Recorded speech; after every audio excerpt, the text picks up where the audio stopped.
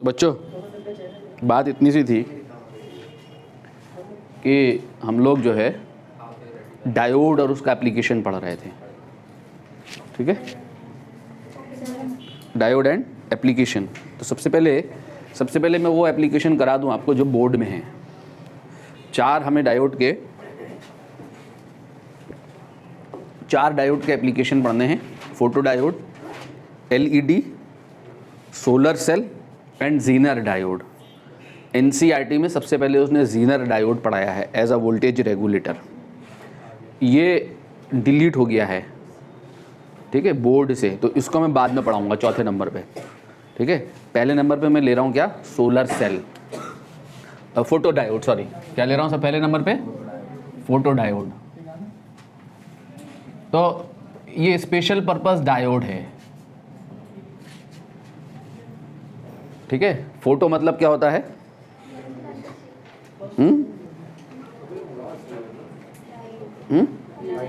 Photo मतलब light होता है। तो it is a special purpose diode fabricated with a transparent window. किससे, ट्रांसपेरेंट विंडो, जो नियर द जंक्शन, इसमें ट्रांसपेरेंट विंडो रखी जाती है। क्यों रखी जाती है, to allow the light fall on the diode, ताकि लाइट डायोड पे गिर के एंटर कर सके डायोड में। तो ट्रांसपेरेंट विंडो रखते हैं, ठीक है। स्पेशल पर्पस डायोड है। Special purpose diode reverse bias में काम करता है।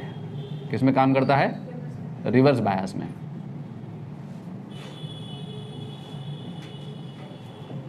स्पेशल पर्पस डायोड, ठीक है, fabricated with a transparent window.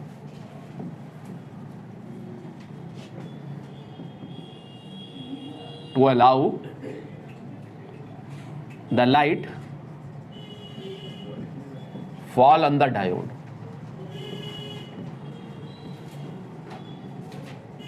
ठीक है। It works in reverse biased, ठीक है। रिवर्स बायस में, under reverse bias operated works या operated, it is operated under reverse bias, it is operated in reverse bias, ठीक है। रिवर्स बायस में इसको क्या करते हैं, ऑपरेट करते हैं, ठीक। ये अगर हम देखें यहाँ, तो रिवर्स बायस में कैसे ऑपरेट करता है ये हमारा वही पीएन जंक्शन डायोड है।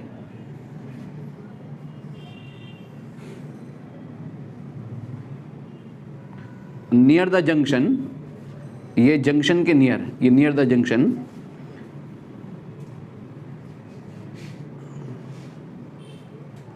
ठीक है।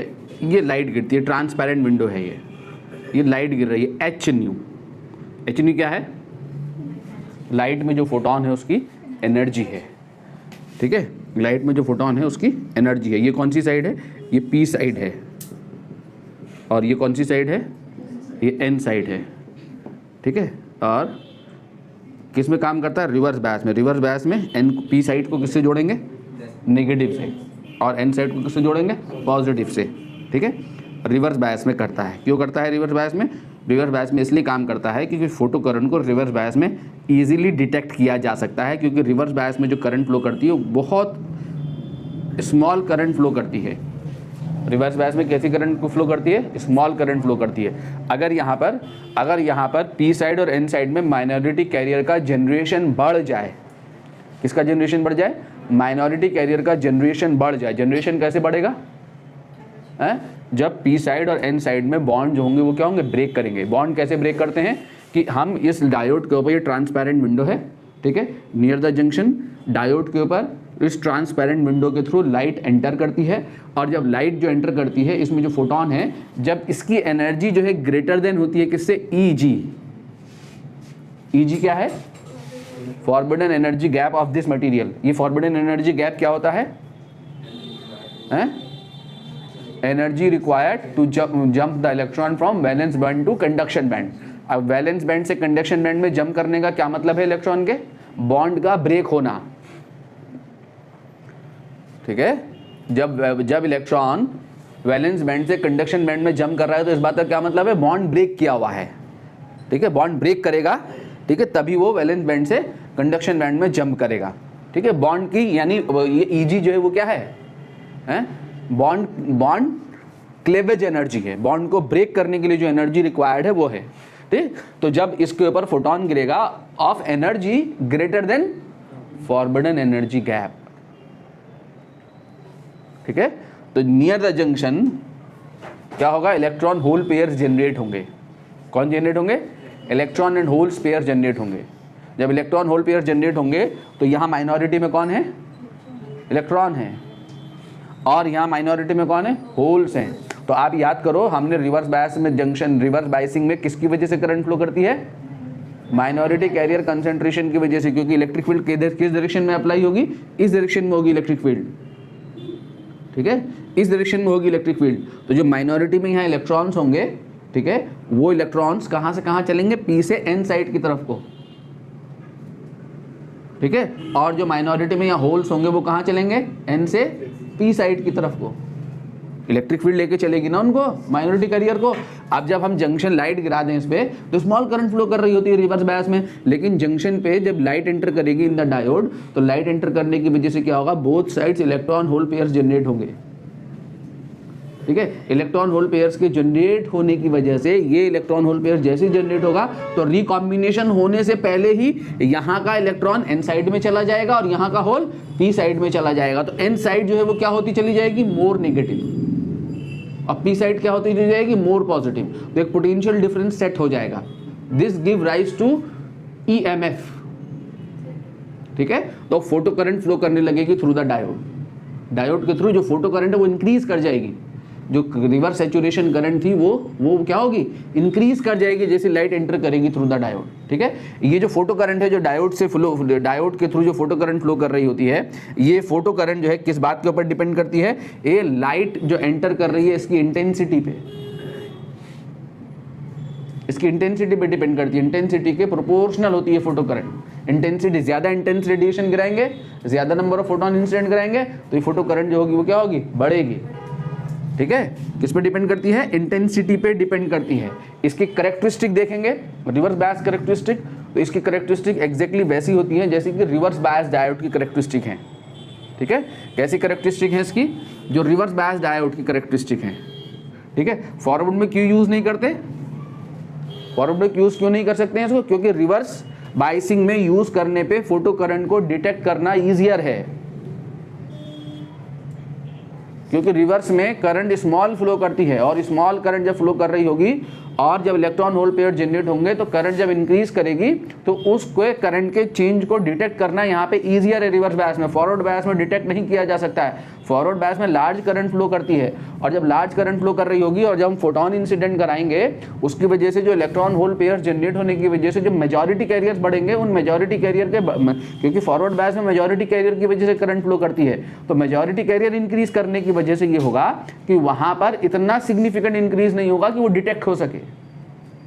रिवर्स बायस में small, very small current flow करती है। तो जब फोटो करंट आए, जब फोटोन इंसिडेंट होंगे, लाइट इंसिडेंट होगी, तो वो रिवर्स सैचुरेशन करंट बढ़ेगी। समझ में आया? आपके पास 100 करोड़ रुपए हैं, आपके पास 100 करोड़ रुपए, उसमें 100 रुपए बढ़ गए तो कुछ पता लगेगा क्या बढ़ा, नहीं बढ़ा। लेकिन आपके पास 100 रुपए हैं, 100 रुपए बढ़ गए, तो अब आपकी मनी क्या हो गई, सिग्निफिकेंट इंक्रीज हो गई, तो आपको पता लगेगा कि इंक्रीज हुआ है कुछ। उसको डिटेक्ट कर सकते हैं कि हाँ भाई हम जो है हमारी वेल्थ डबल हो गई। कोई आदमी 1 लाख रुपए का है, वो कल को 2 लाख रुपए का हो जाए तो उसकी वेल्थ डबल हो गई। लेकिन कोई 1000 करोड़ रुपए का है, उसमें जो है 100 रुपए और जुड़ गए उसकी मनी में, तो क्या है, उसकी वेल्थ वही है, सेम है। समझ रहे मेरी बात को? तो फॉरवर्ड बायस में लार्ज करंट फ्लो करती है, तो फोटो करंट की वजह से जो जनरेशन होगा इलेक्ट्रॉन होल पेयर्स का फॉरवर्ड बायस में, वो इतना कम होगा कि वो that can not be detected. ठीक है, फोटो डिटेक्टर का काम करता है ये, उसको डिटेक्ट नहीं किया जा सकता है। तो इसलिए रिवर्स बायस में यूज कर रहे होते हैं, रिवर्स बायस में यूज कर रहे हैं, स्मॉल करंट फ्लो कर रही है, any significant small change in the current detect होगा। फॉरवर्ड बायस में वो डिटेक्ट नहीं होगा। ठीक है, इसलिए जो है इसको क्या है, रिवर्स बायस में यूज करना है। समझ गए मेरी बात को, क्या कहा मैंने? ठीक है, करेक्टरिस्टिक कैसी होंगी, वैसे ही जैसी फॉरवर्ड बायस करेक्टरिस्टिक होती है ये।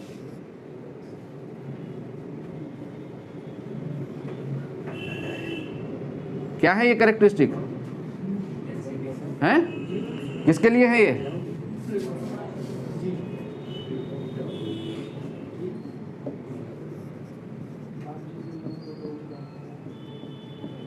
रिवर्स बायसिंग वोल्टेज, ठीक है। ये क्या है, ये क्या है बोलो, ये क्या है? I1 I2 हैं, ये इंटेंसिटी है लाइट की। कौन बड़ी इंटेंसिटी है? I4 is greater than I3 is greater than I2 is greater than I1। Intensity बढ़ेगी तो रिवर्स सैचुरेशन करंट क्या होगी, देखो बढ़ती चली जाएगी। इंटेंसिटी बढ़ेगी, रिवर्स सैचुरेशन करंट यहाँ पर बढ़ती चली जाएगी, ठीक है। आपने, मैं एक्सप्लेन कर रहा हूं, आपने उठा के एग्जैक्टली एनसीईआरटी पढ़नी है, बिल्कुल line by line, line by line, और एनसीईआरटी से लाइन बाय लाइन पढ़ के जो नीट जेई के बच्चे इंपॉर्टेंट पॉइंट लाइनें, इंपॉर्टेंट पॉइंट्स को मार्क कर देना है। इंपॉर्टेंट 1 या 2 लाइनें मिलेंगी बस, और जो बोर्ड के बच्चे हैं वहां से टेक्स्ट लिख लेना है अपने लिखने हेतु, ठीक है। उसको लिख लेंगे एनसीईआरटी से, लिख लेंगे, क्लियर। नोट करिए, ये I4, I1, I3, I2 ये सब क्या है? इंटेंसिटी है, इंटेंसिटी ऑफ रेडिएशन, करंट नहीं है ये। देखो करंट बढ़ रही है, देखो, ठीक है। इंटेंसिटी, ज्यादा इंटेंसिटी रेडिएशन गिराओगे तो ये बढ़ेगी करंट, ठीक है। Intensity of radiation, reverse saturation current बढ़ेगी।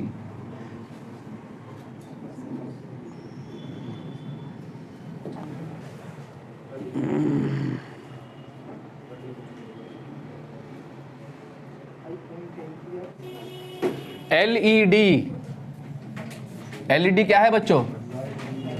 लाइट एमिटिंग डायोड, जैसा इसका नाम है। आजकल तो एलईडी सबके घरों में है ना, यहां भी एलईडी लगी हुई है। लाइट एमिटिंग डायोड क्या है? Light emitting diode heavily doped PN junction diode. क्या है ये? It is a heavily doped PN junction diode. Heavily doping से क्या होगा?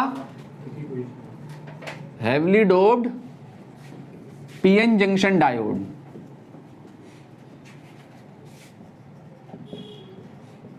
किस में काम करता है ये? फॉरवर्ड बायस में। Which under forward bias emits spontaneous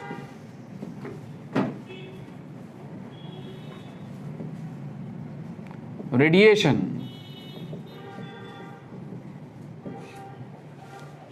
heavily doped PN junction diode है, फॉरवर्ड बायस में काम करता है, ठीक है। फॉरवर्ड बायस में काम करने के लिए क्या करते हैं?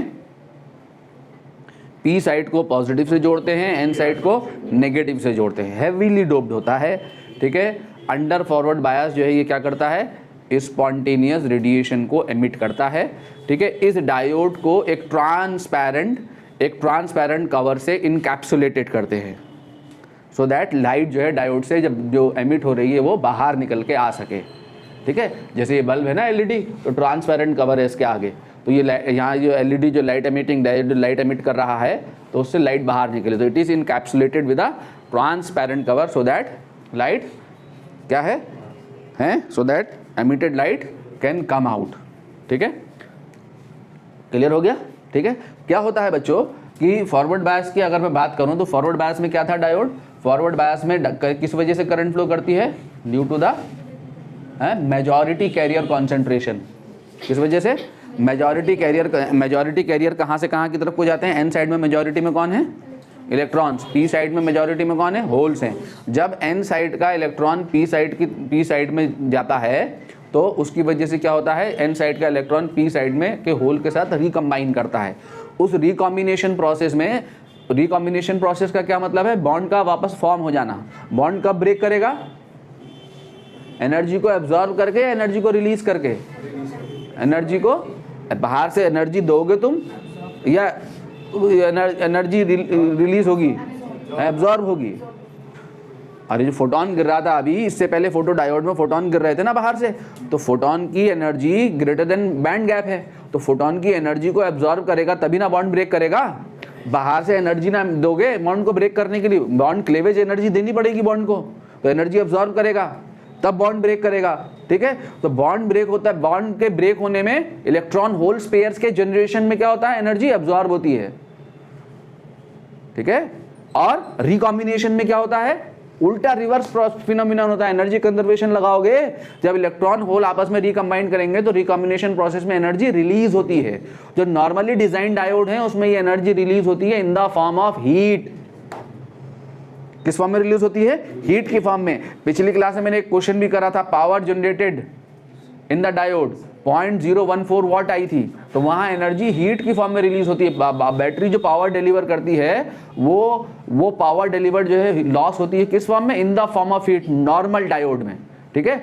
एलईडी का फैब्रिकेशन इस तरीके से करते हैं कि ये एनर्जी किस बात पे डिपेंड करती है, बैंड गैप पे डिपेंड करती है। बैंड गैप कितना था, बैंड गैप क्या होता है, वैलेंस बैंड और कंडक्शन बैंड के बीच में जो गैप है, ये बैंड गैप क्या है, ये वो energy required to break the bond, ठीक है। इतनी एनर्जी अब्सॉर्ब करेगा बॉन्ड तो ब्रेक हो जाएगा, इलेक्ट्रॉन होल पेयर जनरेट होंगे, और जब रिकॉम्बिनेशन होगा तो इतनी एनर्जी रिलीज होगी। ये एनर्जी कितनी होती है, अगर हम लाइट की बात करें, अगर मुझे लाइट की बात करनी है तो लाइट का फोटोन क्या होता है, 0.4 माइक्रोमीटर से, जो लाइट की वेवलेंथ है 0.4 माइक्रोमीटर से 0.7 माइक्रोमीटर तक होती है। अरे 4000 एंगस्ट्रॉम से 7000 एंगस्ट्रॉम चलेंगे ना, तो अगर 4000 इसके लिए अगर आप एनर्जी निकालेंगे फोटोन की, इसके लिए अगर आप फोटोन की एनर्जी निकालेंगे hc/λ करके, इस वेवलेंथ के लिए, वेवलेंथ ऑफ लाइट है, वेवलेंथ ऑफ लाइट, समझ रहे हैं नहीं क्या, ये क्या लिखा मैंने, ये वेवलेंथ ऑफ लाइट लिखा है, वेवलेंथ ऑफ लाइट मैंने लिखा, ठीक है। तो लैम्डा वेवलेंथ कम तो एनर्जी ज्यादा, तो कितना इलेक्ट्रॉन वोल्ट का होगा ये फोटोन, 3 इलेक्ट्रॉन वोल्ट का, और इसके लिए कितना आएगा, 1.8 इलेक्ट्रॉन वोल्ट, ठीक है। तो ये कौन सा है, विबग्योर, ये कौन सा है, वायलेट, VIBGYOR, ऐसे ना चलता है, ये कौन सी एनर्जी है, रेड कलर के फोटोन की, रेड लाइट के फोटोन की एनर्जी है। ये किसकी एनर्जी है, वायलेट कलर के फोटोन की एनर्जी है, ठीक है। तो अगर हम क्या करें, ऐसा मटेरियल यूज कर लें जिसके लिए बैंड गैप, मैंने क्या कहा, रिकॉम्बिनेशन में एनर्जी रिलीज होती है। कितनी एनर्जी रिलीज होती है जब इलेक्ट्रॉन होल पेयर रिकंबाइन करेंगे, बैंड गैप के बराबर,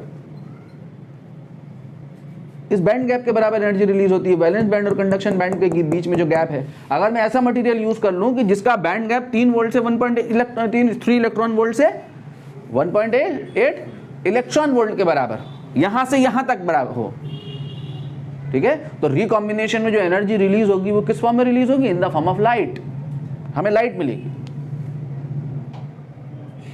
नॉर्मल डायोड में क्या होता है, ये एनर्जी क्या रिलीज होती है, कौन सा, हीट के फॉर्म में रिलीज होती है, इंफ्रारेड रेडिएशन मिलता है, इंफ्रारेड रेडिएशन यहां पे आता है, ठीक है, इंफ्रारेड रेडिएशन यहां पे आता है नॉर्मल डायोड में। जो नॉर्मली डिजाइन डायोड होते हैं, हीट रेडिएशन मिल रहा होता है, एनर्जी हीट की फॉर्म में रेडिएट करती है।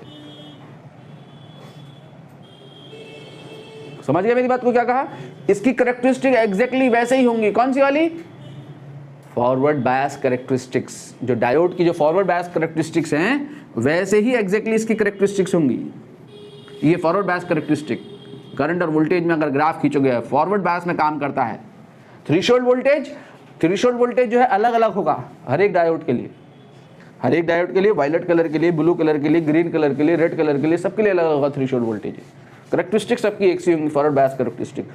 नॉर्मल सी बात, फॉरवर्ड बायस में काम करता है, ठीक है, फॉरवर्ड बायस में काम करता है, ये एक्सप्लेनेशन है इसका। और फॉरवर्ड बायस में जब ये काम करता है तो जब करंट फ्लो करती है, एंड से मेजॉरिटी वाले इलेक्ट्रॉन जब पी में जा रहे होते हैं तो उनका रिकॉम्बिनेशन होता है, उस रिकॉम्बिनेशन प्रोसेस में एनर्जी रिलीज होती है। ये जो एनर्जी रिलीज होती है, ये रिलीज होती है कहाँ, किस में, in the form of light. Infrared LED अगर है, इंफ्रारेड एलईडी कहाँ होती है, रिमोट कंट्रोल जो है आपका टीवी का, वो इंफ्रारेड एलईडी होती है, उसमें जो आगे बल्ब जैसा लगा होता है ना छोटा सा, वो इंफ्रारेड एलईडी है, ठीक है। वहां से इंफ्रारेड रेडिएशन मिलता है, वो आपको दिखता नहीं है। क्लियर हो गया, हम सिर्फ इसको देख सकते हैं, इस रीजन को देख सकते हैं, ठीक है। तो गैलियम, इंडियम गैलियम आर्सेनाइड करके material, gallium arsenide phosphide material use करते हैं एलईडी को बनाने में, ठीक है। गैलियम आर्सेनाइड ये यूज़ करते हैं। सिलिकॉन और उससे एलईडी नहीं बनाई जा सकती है, जर्मेनियम से। क्यों नहीं बनाई जा सकती है? क्योंकि बैंड गैप सफिशिएंट नहीं है। मैंने बताया था कितना होता है 1.1 इलेक्ट्रॉन वोल्ट किसके लिए? सिलिकॉन के लिए। जर्मेनियम के लिए कितना होता है? 0.72 इलेक्ट्रॉन वोल्ट होता है। तो हमें लाइट नहीं मिलेगी उससे, रिकॉम्बिनेशन, ठीक है। तो कौन कौन से मटेरियल्स हैं, क्या क्या यूज़ करते हैं, ये सब चीज़ें एनसीईआरटी में लिखी हुई हैं, उनको आप देख के लिख लीजिएगा। बेसिक फंडामेंटल इस बात इतनी सी है कि रिकॉम्बिनेशन में जो एनर्जी रिलीज होती है वो किस फॉर्म में रिलीज होती है? In the form of visible light, ठीक है। फॉरवर्ड बायस में यूज़ करते हैं। Characteristic exactly forward bias characteristic होंगी, ठीक है। फॉरवर्ड बायस डायोड को एक्सप्लेन किया जा चुका है। इतनी बात लिखनी होती है, मटेरियल लिखने होते हैं, एनर्जी गैप लिखना होता है, ये एनर्जी लगानी होती है, सब कुछ ये 2-4 बातें लिखनी होती हैं। पॉइंट पॉइंट बना के अपना काम की बातें लिख लेना।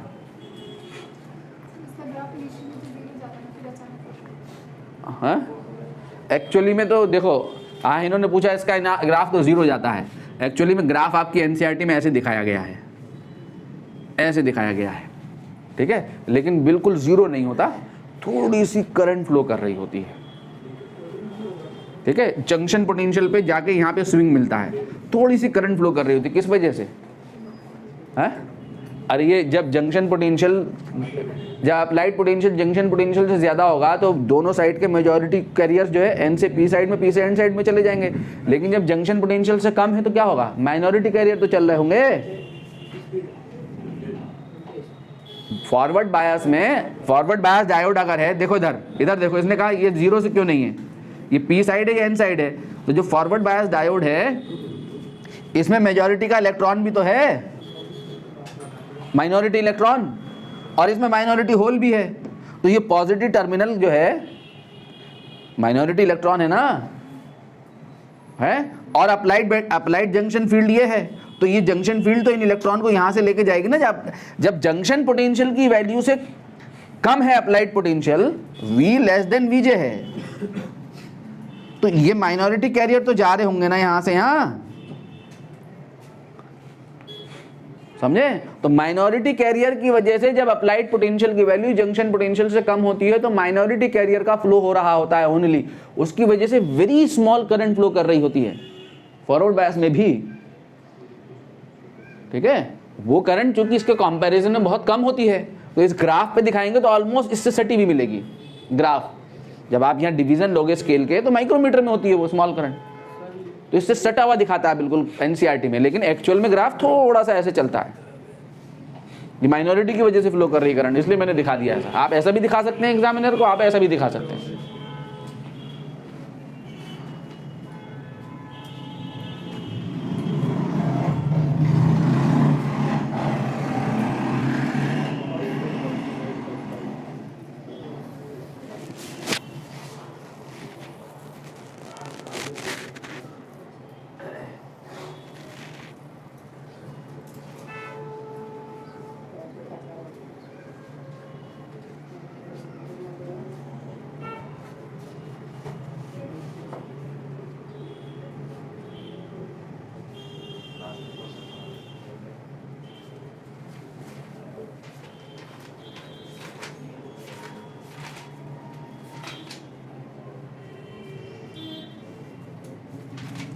सोलर सेल,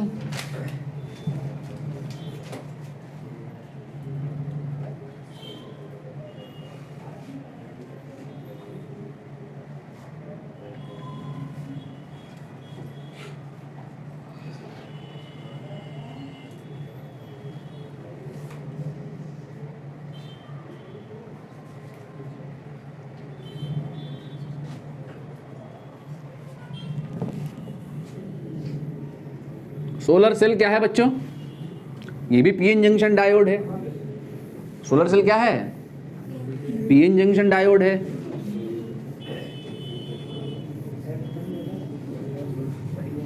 इस पे कोई बायस अप्लाई नहीं किया जाता। क्या काम है पी सोलर सेल का? बोलो, क्या काम है सोलर सेल का? Generation of EMF. क्या काम है?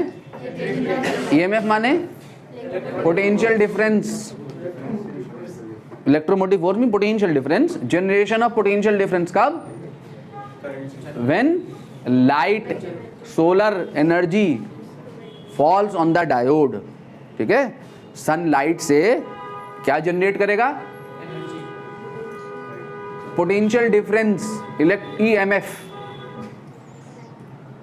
सनलाइट से, सनलाइट गिरेगी सोलर सेल के ऊपर, पोटेंशियल डिफरेंस जनरेट होगा। पोटेंशियल डिफरेंस किससे जनरेट होता है, कैसे जनरेट होता है, जब पोलैरिटी आ जाएगी। अगर ये मेरे पास ये कोई बॉडी है, एक साइड में इधर इलेक्ट्रॉन कलेक्ट हो जाए बहुत सारे, और इस साइड में तो क्या हो जाए, डेफिशिएंसी हो जाए इलेक्ट्रॉन की, तो क्या होगा, ये एंड क्या हो जाएगा, नेगेटिवली चार्ज, ये एंड क्या हो जाएगा, पॉजिटिवली चार्ज। इसी प्रिंसिपल पे काम करता है, तो पोटेंशियल डिफरेंस जनरेट हो जाएगा। जब पोटेंशियल डिफरेंस जनरेट हो गया, यहाँ से अगर मैं किसी बॉडी को कनेक्ट कर दूं तो उसमें करंट फ्लो करने लगेगी।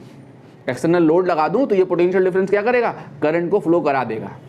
इसी जनरेशन पे काम करता है। क्या होता है, इसमें कोई बायस यूज नहीं करते, कोई बाइसिंग यूज नहीं करते, ठीक है। बाहर से कोई बैटरी नहीं लगाते, ये ना फॉरवर्ड बायस ना रिवर्स बायस, कुछ नहीं करते हैं, ठीक है। सिंपली पीएन जंक्शन डायोड होता है, और जंक्शन एरिया लार्ज रखते हैं। क्यों लार्ज रखते हैं, ताकि ज्यादा से ज्यादा लाइट डायोड में एंटर कर सके। जितनी ज्यादा लाइट एंटर करेगी डायोड में, उतना ज्यादा इलेक्ट्रिसिटी का जनरेशन होगा,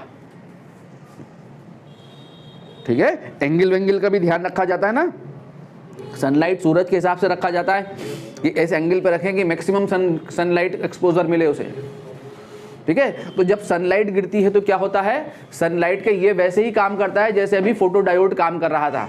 फोटो डायोड में क्या हो रहा था, लाइट के गिरने पर, ठीक है, रेडिएशन आने पर क्या हो रहा था, इलेक्ट्रॉन होल पेयर्स जनरेट हो रहे थे। वो इलेक्ट्रॉन होल पेयर्स जनरेट होने की वजह से क्या हो रहा था, इलेक्ट्रिक फील्ड ये है ना पी साइड से, कहां से है, इलेक्ट्रिक फील्ड एन साइड से पी साइड की तरफ को होती है। तो यहाँ पे इलेक्ट्रॉन अगर जनरेट होगा, minority electron hole pair generate होगा, तो वो इलेक्ट्रॉन रिकॉम्बिनेशन से पहले ही इलेक्ट्रिक फील्ड क्या करती है, फोर्स लगाती है अपोजिट डायरेक्शन में, स्वेप्ट आउट हो जाएगा जंक्शन फील्ड। ये जंक्शन पे जो फील्ड है, जंक्शन फील्ड क्या करेगी, यहाँ जो इलेक्ट्रॉन होल पेयर जनरेट होगा वो यहाँ से यहाँ पहुँचा देगी, यहाँ से यहाँ पहुँचा देगी बिफोर रिकॉम्बिनेशन। क्योंकि यहाँ होल्स भी तो है ना, होल्स भी तो हैं नियर द जंक्शन। जैसे इलेक्ट्रॉन होल पेयर जनरेट होंगे तो इलेक्ट्रिक फील्ड जो होगी, वो इलेक्ट्रिक फील्ड इसको स्वेप्ट करके एन साइड पे पहुंचा देगी। ये किस में हो रहा था, फोटो डायोड में हो रहा था। यही काम यहां पे होता है। जब लाइट गिरती है तो लाइट के गिरने की वजह से बॉन्ड ब्रेक करते हैं, बॉन्ड ब्रेक करते हैं। मटेरियल कैस कौन सा यूज करेंगे, ऐसा मटेरियल यूज करेंगे जिसमें सनलाइट का जो फोटोन है उसकी जो एनर्जी है, ठीक है, उस एनर्जी जो सनलाइट में देखेंगे कि कौन से फोटॉन्स होते हैं, कौन सा रेडिएशन के किन फोटॉन्स की ज्यादा नंबर ऑफ फोटॉन होते हैं किस एनर्जीज के, ठीक है। उस एनर्जी बैंड गैप के बराबर, जिस मटेरियल का बैंड गैप उस एनर्जी के बराबर है, उसको यूज करेंगे। वो सिलिकॉन है, और भी है मटेरियल्स, सिलिकॉन जनरली कह सकते हैं सिलिकॉन है। 1.1 इलेक्ट्रॉन वोल्ट बैंड गैप होता है। इस एनर्जी के फोटॉन सनलाइट में मिलेंगे आपको। तो ये गिरेगा तो क्या होगा, इलेक्ट्रॉन होल पेयर जनरेट होंगे। इलेक्ट्रॉन होल पेयर जनरेट होने की वजह से क्या होगा कि ये इलेक्ट्रॉन होल पेयर कोई बायस यूज नहीं कर रहा है, लेकिन जंक्शन पे फील्ड बनी हुई है। तो पी साइड में जैसे इलेक्ट्रॉन माइनॉरिटी का जनरेट होगा और एन साइड में माइनॉरिटी का होल जनरेट होगा, तो ये क्या करेगी, ये इलेक्ट्रिक फील्ड जो होगी पी साइड के इलेक्ट्रॉन को क्या करेगी, इधर पहुंचा देगी। जब इधर पहुंचा देगी तो ये वाली साइड क्या होगी, मोर नेगेटिव होती चली जाएगी। यहाँ मेटल कांटेक्ट होता है, यहाँ पे क्या होता है, मेटल कांटेक्ट। एन साइड के बाद यहाँ पे मेटल कांटेक्ट होता है। यहाँ भी बनाऊंगा स्ट्रक्चर। ये इलेक्ट्रॉन इस मेटल कांटेक्ट पे इकट्ठे होते चले जाते हैं। तो ये वाली साइड क्या हो जाती है, नेगेटिव, मोर नेगेटिव। ये क्या हो जाती है, मोर पॉजिटिव, ठीक है। तो यहाँ पे, यहाँ एक मेटालिक कांटेक्ट यहाँ पे होता है, ठीक है। ये मोर पॉजिटिव हो गया, वो मोर नेगेटिव हो गया। तो एक पोटेंशियल डिफरेंस सेट हो जाता है यहाँ एंड्स के बीच में, ठीक है। यहाँ एक्सटर्नल लोड कनेक्ट करके यहाँ फोटो जो भी है आपको photo current obtain current solar cell से जो करंट जो फ्लो करा ली जाती है, ठीक है। अब इसका डिजाइन कुछ इस तरीके का होता है कि जो जंक्शन एरिया है वो बहुत ज्यादा मिले, बहुत ज्यादा लार्ज एरिया मिले, ताकि ज्यादा से ज्यादा लाइट एंटर कर सके, ठीक है। उस डिजाइन को हम देखें। सबसे पहले क्या लिखना है इसमें, लिख लो, 2-3 लाइनें लिखना चाहते हो लिखो। It is basically a PN junction. It is basically a PN junction which generate EMF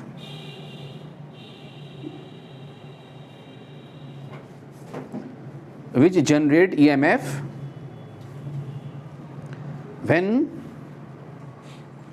solar radiation falls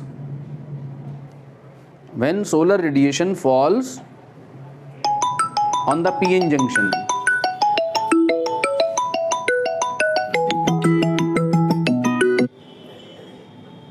क्या था यार? हाँ जी, क्या लिखा? It is basically a PN junction which generate EMF when solar radiation falls on the PN junction. ठीक है? It works on the same principle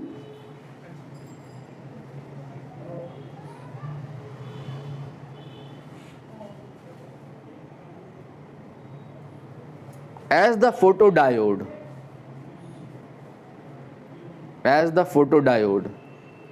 कौन से प्रिंसिपल पे काम करता है फोटोडायोड? फोटोवोल्टेइक इफेक्ट पे. किस पे काम करता है? Photovoltaic effect. Except that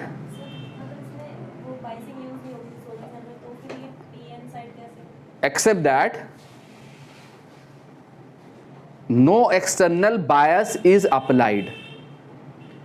accept that, कौन सा एक्सेप्ट लिख रहे हो? EXCEPT. हाँ, no external bias is applied and the junction area is kept much larger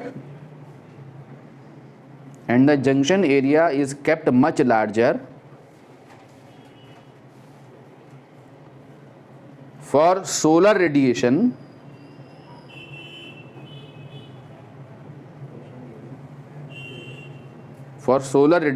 to be incident because we are interested in more power.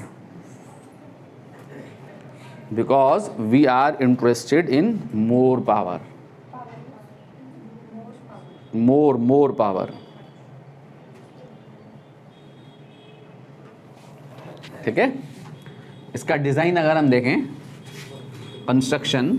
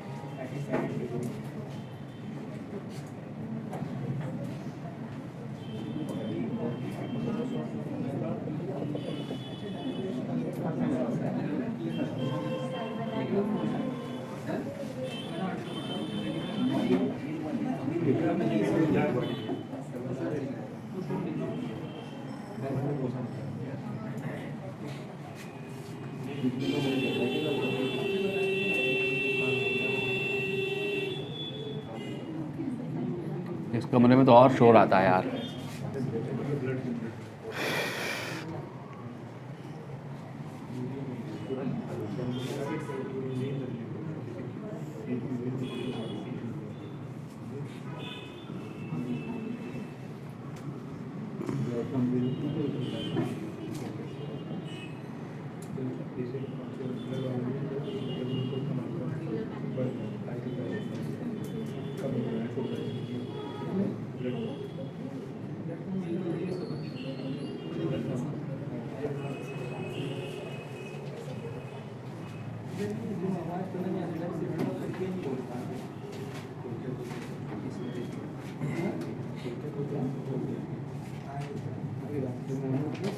ये light गिर रही है इस पे, है सब तरफ से लाइट गिर रही है इसके ऊपर।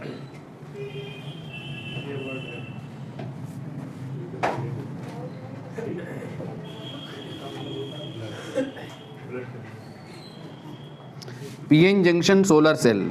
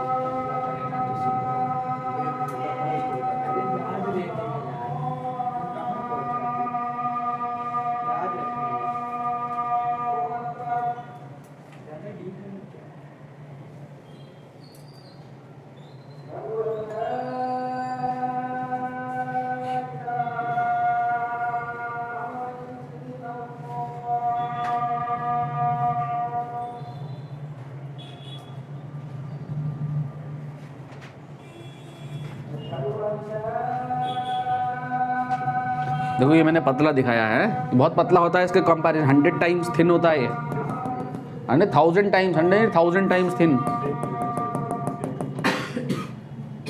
और थिन दिखा सकते हो, पतला सा दिखा सकते हो, और वेरी थिन दिखा सकते हो चाहो तो, और ऊपर खसका सकते हो उसको।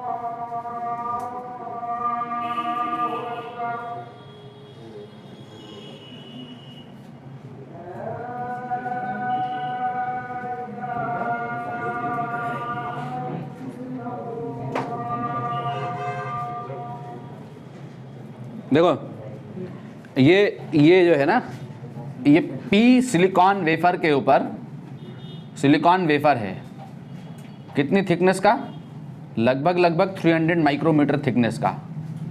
उसके ऊपर एन सिलिकॉन वेफर को ग्रो कराते हैं by the process of diffusion. ठीक है, ये डिफ्यूज़न प्रोसेस क्या होती है, हायर क्लासेस में पढ़नी होती है। ये इसके फैब्रिकेशन प्रोसेस है। ठीक है, इसको फैब्रिकेट जब हम कर रहे हैं तो इसके ऊपर ग्रो कराते हैं ये एन सिलिकॉन वेफर। इसकी थिकनेस होती है कितनी, 0.3 माइक्रोमीटर। कितनी होती है, 0.3 माइक्रोमीटर। ठीक है, बैक में क्या होती है, मेटालिक कोटिंग। ठीक है, और टॉप पे क्या है, फिंगर मेटालिक इलेक्ट्रोड। किसके लिए, टॉप कॉन्टैक्ट के लिए।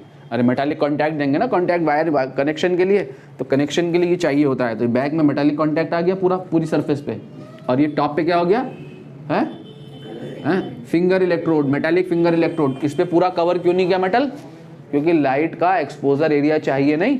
तो ये फिंगर इलेक्ट्रोड ऑलमोस्ट इस टोटल एरिया का कितना कवर करता है, 15% कवर कर रहा होता है। 85% एरिया जो है लाइट के लिए अवेलेबल रहता है, लाइट एक्सपोजर के लिए, जो सनलाइट एक्सपोजर के लिए 85% एरिया अवेलेबल होता है। फिंगर इलेक्ट्रोड कितना एरिया कवर करता है, ऑलमोस्ट 15% के आसपास का एरिया। ठीक है, ये कैसे काम करता है बच्चों? 3 प्रोसेस होती है यहाँ पर। ठीक है, 3 प्रोसेस। सबसे पहला रहता है, देखो 3 चीज़ें याद रखो, 3 स्टेप याद रखो। जनरेशन, क्या जनरेशन के बाद क्या होगा? सेपरेशन, और सेपरेशन के बाद क्या होगा? कलेक्शन। ये 3 बातें याद रखो, जनरेशन, सेपरेशन, कलेक्शन। किसका generation? Electron and hole pairs का generation. Electron hole pairs generate होते हैं नियर द जंक्शन। देखो जंक्शन कहाँ फॉर्म होगा? पीएन जंक्शन यहाँ फॉर्म होगा ना, ये जंक्शन फॉर्म होगा, पीएन जंक्शन। ठीक है, अब इसको हमने कैसा रखा है? एन साइड को वेरी थिन। कितना रखा है? 0.3 micrometer, 1000 times of less than this thickness, this. ठीक है, इसकी थिकनेस से। तो क्या होगा? जैसे ही लाइट इसके ऊपर गिरेगी, सनलाइट इसके ऊपर गिरेगी, तो सनलाइट के गिरने की वजह से जो बॉन्ड ब्रेक करेंगे, कोवेलेंट बॉन्ड ब्रेक करेंगे, तो कोवेलेंट बॉन्ड ब्रेक करने की वजह से इलेक्ट्रिक फील्ड कहां से कहां की तरफ को है? इलेक्ट्रिक फील्ड कहां से कहां की तरफ को है? तो वो इलेक्ट्रिक फील्ड क्या करेगी? ऐसे इलेक्ट्रिक फील्ड है, ऐसे इलेक्ट्रिक फील्ड है, तो ये इलेक्ट्रिक फील्ड क्या करेगी? यहाँ के जो माइनॉरिटी, यहाँ पे कौन है माइनॉरिटी में? होल्स। यहाँ कौन है? इलेक्ट्रॉन्स। ठीक है, तो इलेक्ट्रॉन को यहाँ से यहाँ और होल्स को यहाँ से यहाँ भेजेगी। ठीक है, तो जब इधर को भेजेंगे तो क्या होगा? ये जो इलेक्ट्रॉन होंगे कहाँ कलेक्ट होंगे? By this metal contact. ये मेटल कॉन्टैक्ट कलेक्ट करेगा इन इलेक्ट्रॉन्स को। ठीक है, कलेक्शन होगा, सेपरेशन होगा। यहाँ पे जनरेशन होगा किसका? इलेक्ट्रॉन होल पेयर का। किसका जनरेशन होगा? इलेक्ट्रॉन होल्स पेयर का। तो होल्स यहाँ से यहाँ जाएंगे, इलेक्ट्रॉन यहाँ से यहाँ जाएंगे। कौन सेपरेट करेगा इसको? Electric field at the junction. Collection, generation कौन करेगा? लाइट गिर के इलेक्ट्रॉन होल पेयर्स को जनरेट करेगी। ठीक है, यहाँ पे नियर द जंक्शन, तो जब near the junction electron hole pair generate होंगे नियर द जंक्शन, तो क्या होगा कि इलेक्ट्रिक फील्ड जो होगी इनको क्या कर देगी? सेपरेट कर देगी। इलेक्ट्रिक फील्ड इनका सेपरेशन करेगी कि ये सेपरेटेड इलेक्ट्रॉन कलेक्ट होंगे इस इलेक्ट्रोड के ऊपर। जो इलेक्ट्रोड्स हैं इनके ऊपर कलेक्शन होगा। ठीक है, तो जब कलेक्शन होगा तो एक साइड क्या हो जाएगी? नेगेटिव, एक साइड क्या हो जाएगी? पॉजिटिव। एक मोर नेगेटिव, एक मोर पॉजिटिव, तो क्या जनरेट हो जाएगा? Potential difference. पोटेंशियल डिफरेंस का मतलब क्या जनरेट हो जाएगा? ईएमएफ जनरेट हो जाएगा।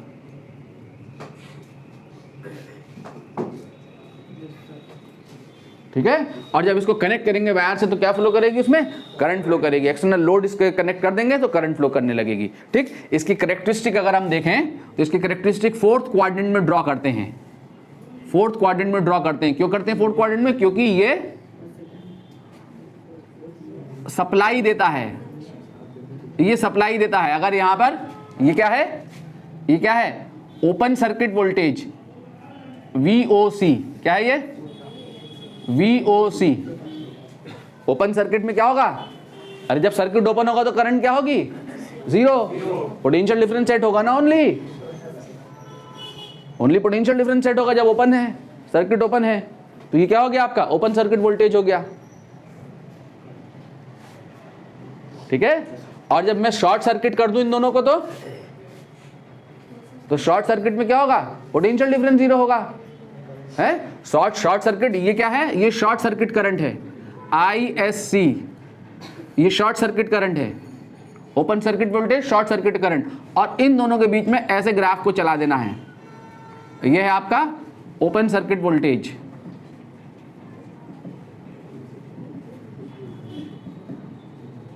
और ये है आपकी शॉर्ट सर्किट करंट।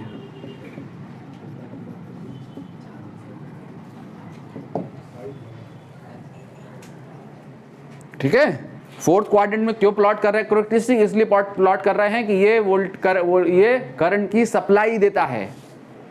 बैटरी से करंट नहीं जाती है, इसमें करंट की सप्लाई देता है। ये पोटेंशियल डिफरेंस जनरेट करके करंट को सप्लाई करता है, इसलिए 4th क्वाड्रेंट में कैरेक्टरिस्टिक प्लॉट होंगी।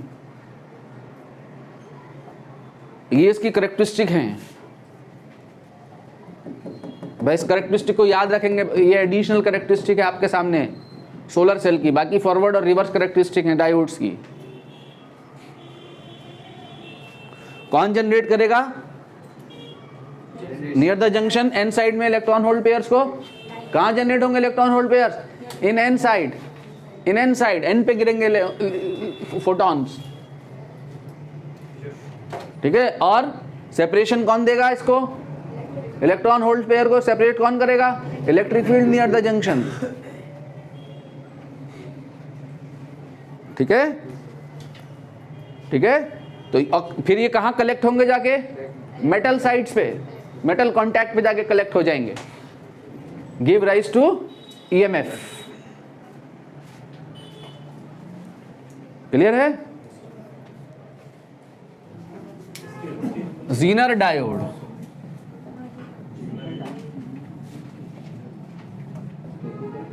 Special purpose diode,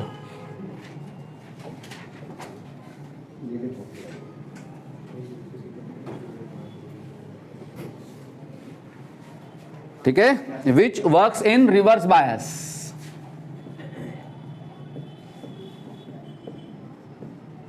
reverse bias में, रिवर्स बायस,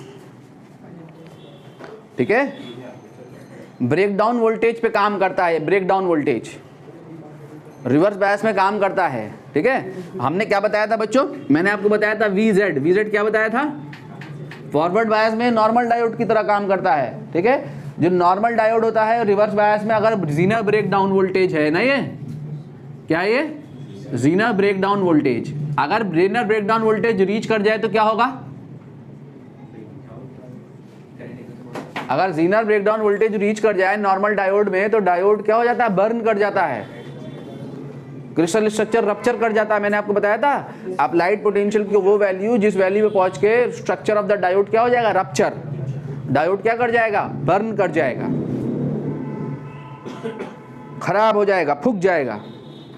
दूसरा डायोड निकाल के दूसरा डायोड बदलना पड़ेगा, किसी काम का नहीं रहेगा। उसे क्या कहते हैं? ज़ीनर ब्रेकडाउन वोल्टेज कहते हैं। सबके लिए होता है, ये सब में होता है ब्रेकडाउन वोल्टेज। ये कैसा डायोड है? ये वो डायोड है जो रिवर्स ब्रेकडाउन वोल्टेज पे काम करता है, इस ज़ीनर ब्रेकडाउन वोल्टेज पे काम करता है, ठीक है। ये स्पेशली डिजाइन डायोड है। जब ये ब्रेकडाउन होने के बाद जब इससे बाइसिंग हटाते हैं, ब्रेकडाउन वोल्टेज हटाते हैं, तो क्या होता है? वापस अपने स्ट्रक्चर को रीगेन कर लेता है। तो ये स्पेशली डिजाइन डायोड है, जो स्पेशली डिजाइन डायोड है। फैब्रिकेशन के टाइम पे इसको डिजाइन किया जाता है इस काम के लिए कि ब्रेकडाउन वोल्टेज में काम कर सके। ब्रेकडाउन वोल्टेज में काम करने से क्या होगा? इसका सिंबॉलिक रिप्रेजेंटेशन बच्चों ये है, ये डायोड का नॉर्मल रिप्रेजेंटेशन है, ठीक है। तो आपने ज़ीनर का रिप्रेजेंटेशन है तो इसकी मूंछों पे ताव दे दो, ठीक है। ये हो गया आपका ज़ीनर रिप्रेजेंटेशन। अब ये किस पे काम करता है? इस वोल्टेज पे काम करता है, इस वोल्टेज पे काम करता है, इस वोल्टेज पे काम करता है। ये याद रहे, स्पेशली डिजाइन डायोड है जो ज़ीनर वोल्टेज पे काम करने के लिए बना है। अब अगर हम रिवर्स बायस कैरेक्टरिस्टिक देखें तो मेरी बात सुनो ध्यान से। रिवर्स बायस कैरेक्टरिस्टिक अगर ये आई है, ये वी है वोल्टेज यहाँ, तो रिवर्स बायस कैरेक्टरिस्टिक ये थी ना, ये हैं। तो देखो करंट कैसी फ्लो करती है? Reverse saturation current almost constant. लेकिन जैसे ही ज़ीनर वोल्टेज रीच करता है तो क्या होता है? करंट जो है वो ऐसे अपवर्ड स्विंग मिलता है करंट में, एकदम लार्ज वैल्यू की करंट फ्लो करती है। यानी एक ही देखो, एक ही ज़ीनर वोल्टेज पे, एक ही ज़ीनर वोल्टेज पे कितनी करंट की वैल्यू क्या है? बहुत सारी वैल्यूज हैं, ये भी है, ये भी है, ये भी है, ये भी है। अब कहां तक जाएगी करंट? है कहां तक जाएगी करंट? इनफाइनाइट तक नहीं जाती है। इनफाइनाइट इसके हीट को झेलने की कैपेसिटी है, इसके हीट को झेलने की कैपेसिटी है, जहां तक ये हीट डिसिपेशन को टॉलरेट कर सकता है। उसके बाद ये भी खत्म हो जाएगा। उसे कहते हैं इसकी पावर रेटिंग। क्या कहते हैं? पावर रेटिंग कहते हैं डायोड की, ठीक है। अगर किसी ज़ीनर का ब्रेकडाउन वोल्टेज मान लिया 10 वोल्ट है, कितना है? 10 वोल्ट है, ठीक है। और पावर रेटिंग उसकी 500 मिलीवाट है। कितनी है? 500 मिलीवाट। तो इसका मतलब क्या कि अगर 500 मिलीवॉट से ज़्यादा पावर डिसिपेशन हो गया अक्रॉस द डायोड तो वो क्या कर जाएगा, बर्न कर जाएगा।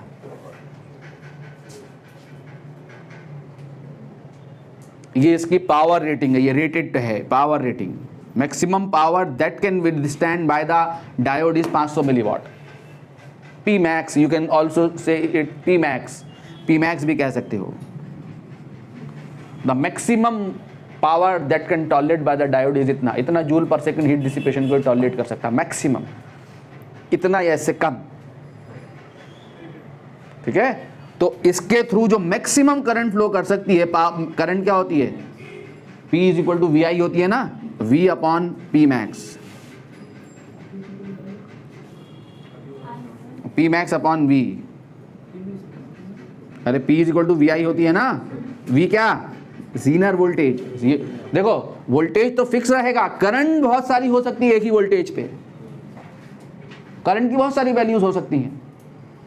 ठीक है, तो कितना होगा बोलो, 500 मिलीवॉट अपॉन कितना 10, कितना 50 मिली एम्पियर, यानी इस पे कितनी करंट फ्लो कर सकती है, 50 मिली एम्पियर तक की करंट सेम जीनर वोल्टेज पे इसके थ्रू जा सकती है।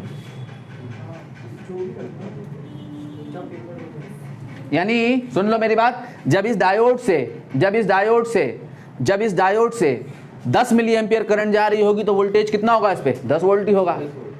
जब 20 मिली एम्पियर जा रही होगी तो भी 10 वोल्ट होगा, 30 मिली एम्पियर जा रही होगी तो भी 10 वोल्ट होगा, 40 मिली एम्पियर जा रही होगी तो भी 10 वोल्ट होगा, 50 मिली एम्पियर जा रही होगी तो भी 10 वोल्ट होगा। वोल्टेज में कोई तब्दीली नहीं आएगी जीनर वोल्टेज में, लेकिन करंट की वैल्यू जो है वो पावर रेटिंग के अकॉर्डिंग 0 से 50 मिली एम्पियर तक वेरी करेगी। ठीक है, अब इसकी इस प्रॉपर्टी का इस्तेमाल हम यूज करते हैं वोल्टेज रेगुलेशन में। किसमें करते हैं, वोल्टेज रेगुलेशन। वोल्टेज रेगुलेशन मतलब वेरिएबल सप्लाई को फिक्स सप्लाई करने में, वोल्टेज के फ्लक्चुएशंस को फिक्स करने में, वोल्टेज को रेगुलेशन में हम यूज करते हैं। कैसे यूज करते हैं देखो जरा ध्यान से, कि हम क्या करते हैं, मैंने जिस डिवाइस पे वोल्टेज चलाई है, मान लो मेरे पास कोई डिवाइस है, उस डिवाइस को मैं रेजिस्टेंस की शक्ल में दिखाऊं,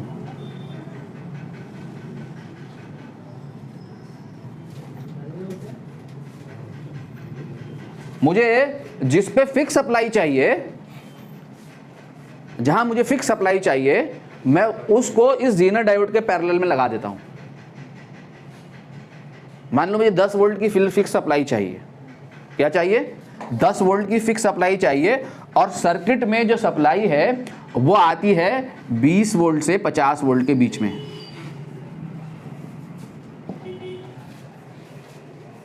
मान लो यहाँ पे जो अब सप्लाई आ रही है, ये सप्लाई जो वोल्टेज है वो किसके बीच में आ रहा है, 20 से 50 वोल्ट के बीच में फ्लक्चुएट कर रहा है, और मैं अपने मोबाइल को चार्ज करना चाहता हूँ 10 वोल्ट पे।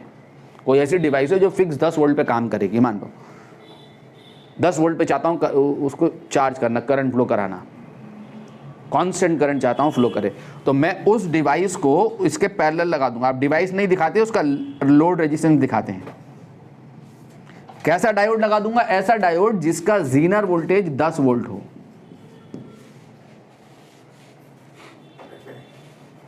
मेरी बात सुनो ध्यान से, जब सप्लाई 20 वोल्ट की आएगी तो क्या होगा, ये और ये किस में है, सीरीज में, ये दोनों पैरेलल में ना, जितना वोल्टेज इस पे होगा उतना ही इस पे होगा हमेशा।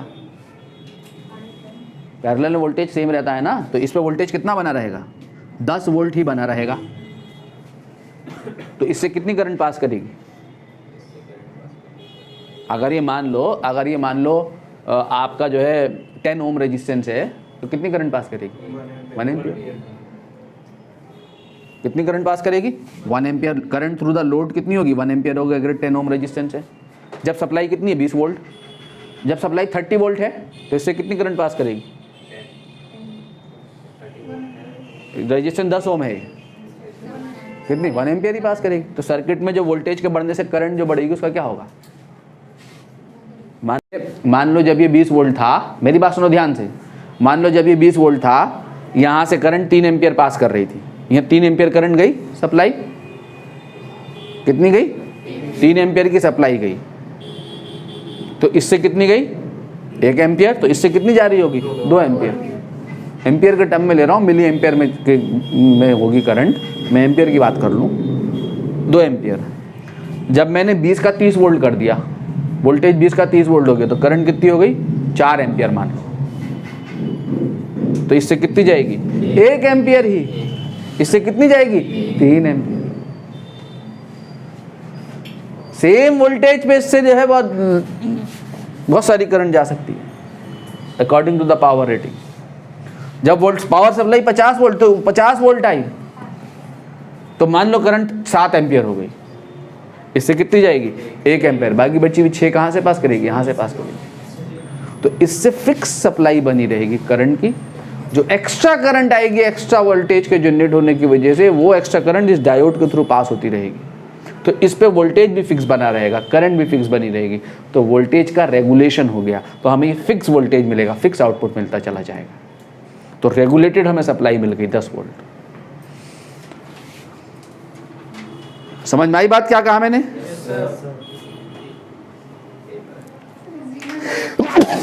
है रेजिस्टेंस निकाल लो यहां से। वेरिएबल रेजिस्टेंस होगा, वेरिएबल रेजिस्टेंस होगा बेटा, रेजिस्टेंस को वेरी करेगा।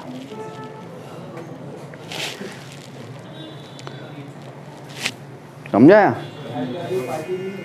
रेजिस्टेंस वेरी करेगा इसका, समझे?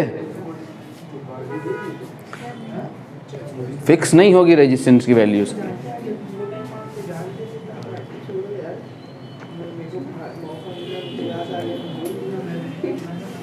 करंट को जो रेजिस्टेंस ऑफर करेगा ना, वो अलग अलग होगा, है? यहाँ पे कोई सी भी वैल्यू हो, तो जो एक्स्ट्रा वोल्टेज है वो यहाँ चला जाएगा। अगर ये 10 वोल्ट का जीनर वोल्टेज है, सुन लो, अगर जीनर वोल्टेज 10 वोल्ट है तो 70 वोल्ट आएगा, तो इस पे 60 वोल्ट का ड्रॉप होगा, इस पे 10 वोल्ट का ड्रॉप होगा। सर्किट को ऐसे सॉल्व करना होता है।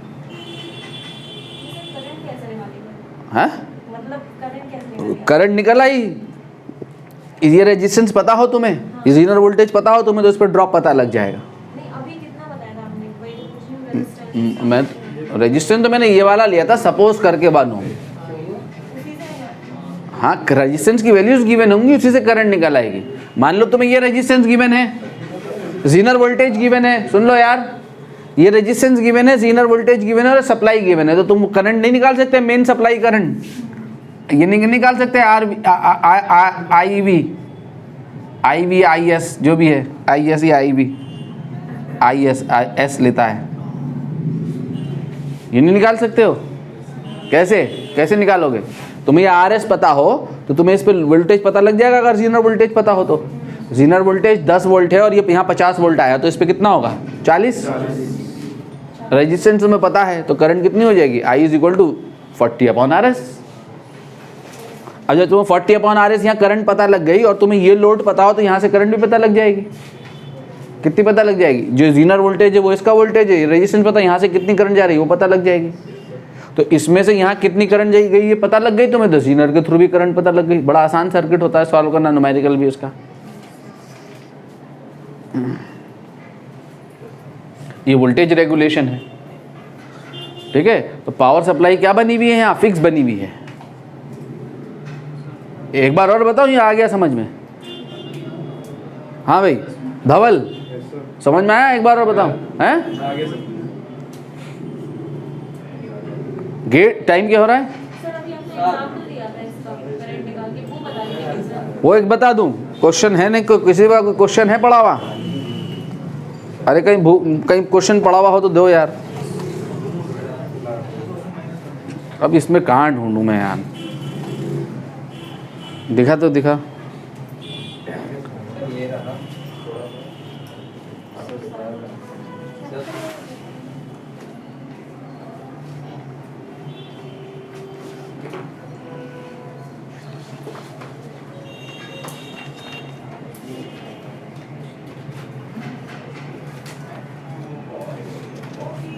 हाँ ये है, लो।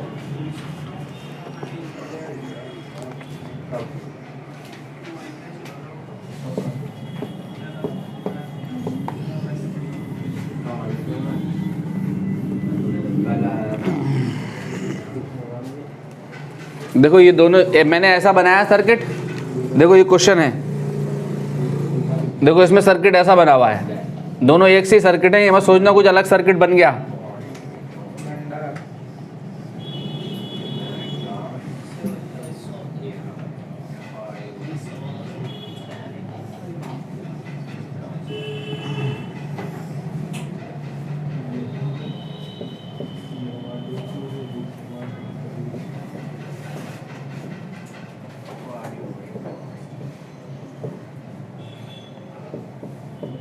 देखो दोनों सेम सर्किट है, ये सेम सर्किट है यार।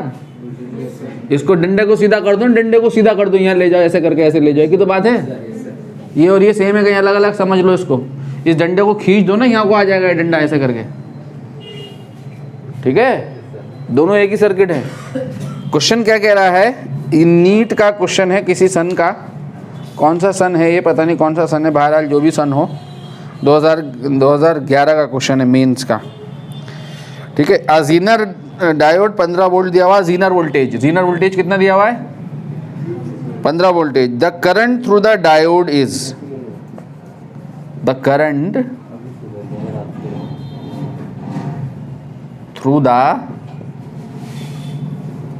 Diode is, option number A है 5 milliampere, option number B है 10 milliampere, option number C है 15 मिली एम्पियर, और ऑप्शन नंबर डी है 20 मिली एम्पियर। और यही सेम क्वेश्चन जेई मेंस में आया पिछले साल, इसमें कहीं बिल्कुल एग्जैक्टली पिछले से पिछले साल।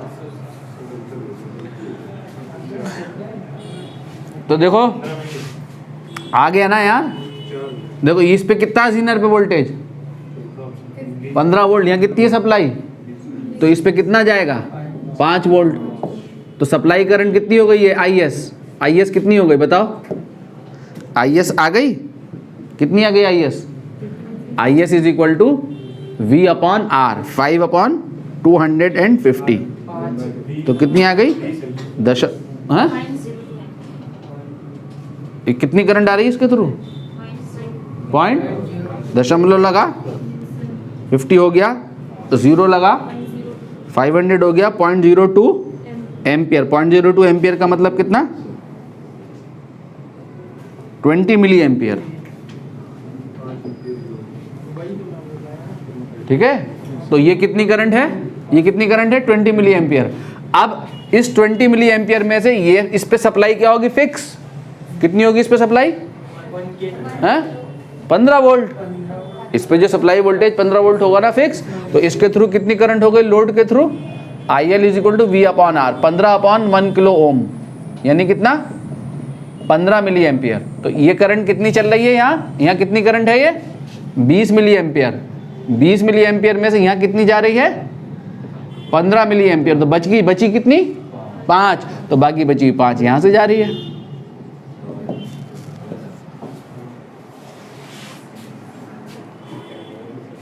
समझ गए मेरी बात को, बस एक यही क्वेश्चन आता ही है और कुछ आता ही नहीं।